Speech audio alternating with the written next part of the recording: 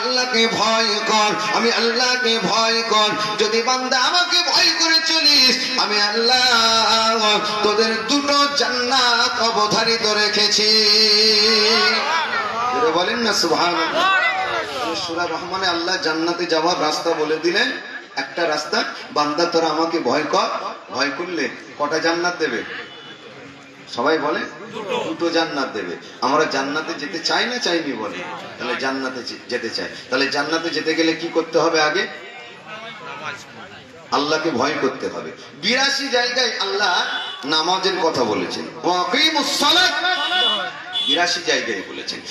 তাহলে যে নামাজের কথা 82 জায়গায় বলেছেন, তাহলে নামাজের গুরুত্ব কম আছে না বেশি আছে? নামাজের গুরুত্ব বেশি। আল্লাহ সংবিধানের আইন করেছেন, আল্লাহর সংবিধানের আইন, বান্দা তোকে নামাজ পড়তেই হবে। পড়তে হবে না পড়ো ছাড়ো, পড়ো ছাড়ো এরকম নয়, পড়তেই হবে, ছাড়ছুড় নাই।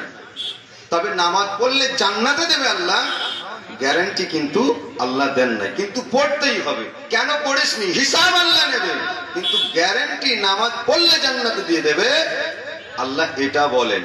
কি কথা বুঝতে পারছেন তো? যারা নামাজ পড়েন রাস্তায় ঘুরছে, হুজুর তারা মনে করছে হুজুর ভালোই বলতে, তাহলে নামাজি গুলোকে সামনে পেয়ে ভালোই দিচ্ছে, তাহলে হ্যাঁ, তাহলে আমরা নামাজ পড়ি কিন্তু ভালোই আছি, আল্লাহকে ভয় করে চলবো।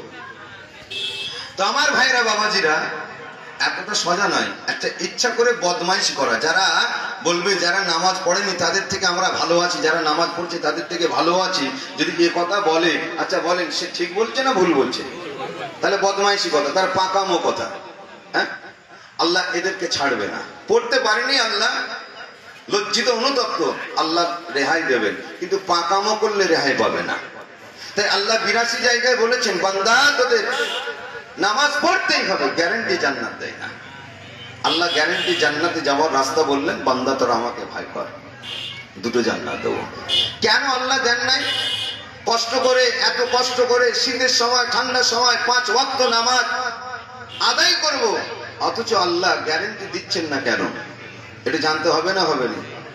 আমার রাসূলুল্লাহ বলেন, আমার উম্মত উম্মতিরা জান্নাতে যেতে চাও, আমি রাসূলুল্লাহ তোমাদেরকে জান্নাতে যাওয়ার রাস্তা একটা বলে দেই। وعن سالم بن سعد قال قال رسول الله صلى الله عليه وسلم لا يرمي من يتولي ما بين لحييه وما بين رجليه أضمن له الجنة رواه البخاري। বুখারী শরীফের হাদিস, মিসকাত শরীফে এসেছে। বাবা আল্লাহ রাসূল বলেন, আমার উম্মত উম্মতিরা, আমি নবীকে যারা ভালোবাসো, আমি নবীকে যারা মুহাব্বত করো, আমি রাসূলুল্লাহ তোমাদের জান্নাতে যাওয়ার রাস্তা বলে দিলাম। আমার কথাটা তোমরা শোনো, আমার কাছে ওয়াদা করো, আমার কাছে শপথ করো, আমি রাসূলুল্লাহ দুটো কথা মেনে চলবে। আমি রাসূলুল্লাহ গ্যারান্টি হয়ে গেলাম, কাল কিয়ামতের দিনে ওই উম্মত উম্মতিটার পাহাড় পাহাড় যদিও গোনা থাকে, আমি রাসূলুল্লাহ ওই উম্মত উম্মতিটাকে না নিয়ে আমি রাসূল জান্নাতে যাব না। যারা বলেন না সুবহানাল্লাহ।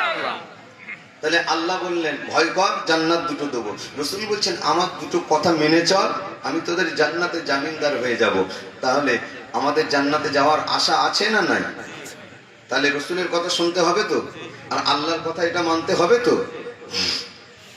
তাহলে রাসূলুল্লাহর কথাটা একটু বলে দিই। আল্লাহর নবী বলেন যে তোমরা আমাকে যারা ভালোবাসো, নবীকে বলছেন, নবী বলছেন আমাকে যারা ভালোবাসো, নবীকে ভালোবাসো, তোমরা তোমাদের জবানটা, দুই চোয়ালের মাঝখানে যেটা আছে জিহ্বা, জবান, এই জবানটাকে সংযত করো, কন্ট্রোল করো।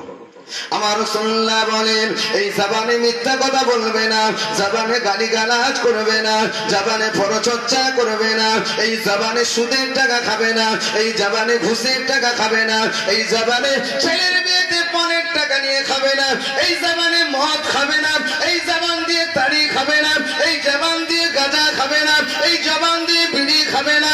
আমার উম্মত উম্মতিরা, আমি রাসূলুল্লাহর কাছে ওয়াদা করো, তোমরা যদি এই জবানটাকে সংযত রাখো, আমি রাসূল ওয়াদা করছি কাল কিয়ামতের দিনে হাসরের ময়দানে যত গুনাহ থাক না কেন, আমি রাসূল ওই উম্মত উম্মতিকে না নিয়ে আল্লাহর জান্নাতে যাব না। জোরে বলেন না সুবহানাল্লাহ।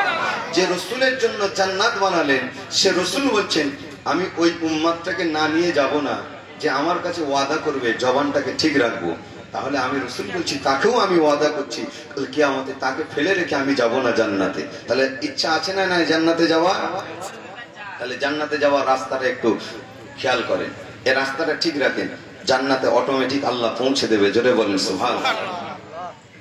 দ্বিতীয় নাম্বার হলো আমার উম্মত উম্মতিরা, দুই পায়ের মাঝখানে যে বস্তু লজ্জাস্থান, দুই পায়ের মাঝখানে যে বস্তু লজ্জাস্থান, আমি রসুলকে যারা ভালোবাসো, আমি নবীকে যারা ভালোবাসো, আমার কাছে ওয়াদা করো, আমার কাছে শপথ করো, আমি রাসূলুল্লাহর কাছে ওয়াদা করো অন্যায় ভাবে কারোর সঙ্গে কোন রকম সম্পর্ক তৈরি করে গলিত কাজ করব না, জানার কাজ করব না, ব্যভিচার করব না।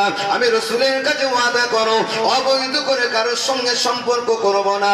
আমার রসুল বলেন আমার কাছে যে ওয়াদা করবে আমি রসুল জানিয়ে দিলাম কাল কিয়ামতের দিনে হাসরের ময়দানে ওই উম্মত উম্মতিটাকে না নিয়ে আল্লাহর জান্নাতে আমি নবী যাব না, যাব না। জোরে বলেন সুবহানাল্লাহ, জোরে বলেন না সুবহানাল্লাহ। তাহলে আল্লাহ এখানে ভয় করার কথা বললেন, নবী জবানটা ঠিক রাখতে বললেন, লজ্জাস্থানটা ঠিক রাখতে বললেন। আল্লাহকে যারা ভয় করেছে তাদের লজ্জাস্থান ঠিক রাখতে পেরেছে। আল্লাহকে যারা ভয় করে চলছে, আল্লাহ পাকে যারা ভয় করে চলছে তারাই এই জবানটাকে ঠিক রাখতে পারছে। আর যারা জবান আর লজ্জাস্থানকে ঠিক রেখেছে তারাই আল্লাহর ওলি হয়ে গেছে। জোরে বলেন না সুবহানাল্লাহ, এটা জোরে বললেন না?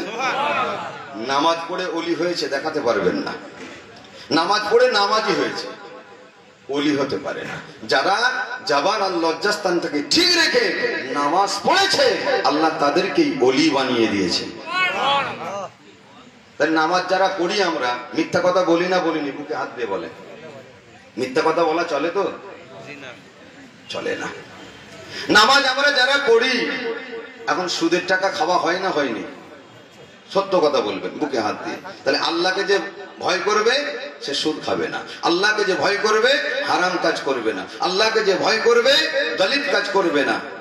তাহলে আল্লাহ ওখানে ভয় করার কথা বললেন, আর নবী বললেন যারা আল্লাহকে ভয় করবে তারাই এই দুটো জিনিস ঠিক রাখতে পারবে। আমি রসুলকে ভালোবেসে ঠিক রাখবে, তাদের জান্নাতের জামিনদার হয়ে যাব। ছেলেরা, জওয়ান, যুবকেরা, মায়েরা, বোনেরা, ছেলেরা ও যুবকেরা, রাস্তায় ঘোরাঘুরি করো।